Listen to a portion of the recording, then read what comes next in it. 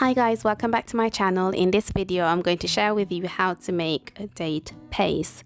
So to make the date paste, all you're going to need is dates, a bit of sea salt and some water. That's it. So to get started, I am going to pit my dates because I'm using unpitted dates, so the stone is still in the center of them. So I'm going to remove the stone and then just put the pitted date into the saucepan and keep repeating until I finish the whole pack basically. I find it useful to pit the dates myself, or I personally like to pit the dates myself because sometimes you can find yucky bits inside the center of them, and I just feel like if I bought them pitted already I probably wouldn't bother checking the center. So you can see in this clip that there are little tiny bits inside the center. They look like eggs. I'm not sure what it was, but yeah, just throw those ones away and keep pitting the dates. And then I'm going to add the water and the salt and put this on a low heat to cook for about 20 minutes.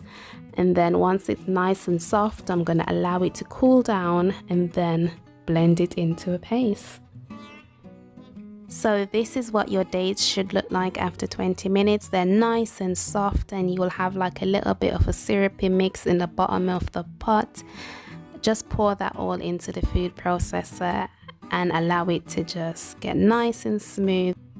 The really good thing about this date paste is that it's refined sugar free and it's so easy to make. I use this for anything that I would naturally use sugar for. So if I'm making porridge or making anything that's sweet and would require sugar, I use this date paste instead.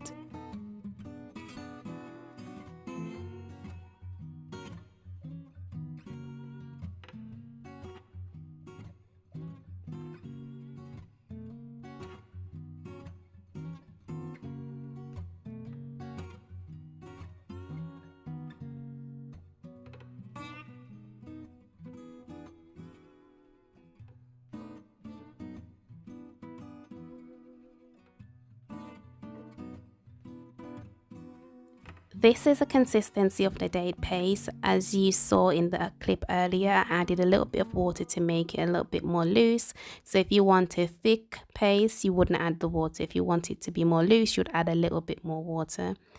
And I accidentally deleted the clip of me sterilizing my jar, but I did sterilize the jar with hot water before putting the date paste in the jar. And I'm going to link actually above and below recipes that I've used this date paste in, and watch this space on this channel. I'm gonna do a few more recipes using this date paste. So yes, a nice refined sugar-free sweetener that you can use in lots of different things. I hope you enjoyed this video, and if you did, please do remember to hit the subscribe button and share this video, because maybe you know someone that wants nice refined sugar-free sweetness in their lives. Thank you for watching, and I'll see you in my next one. Bye.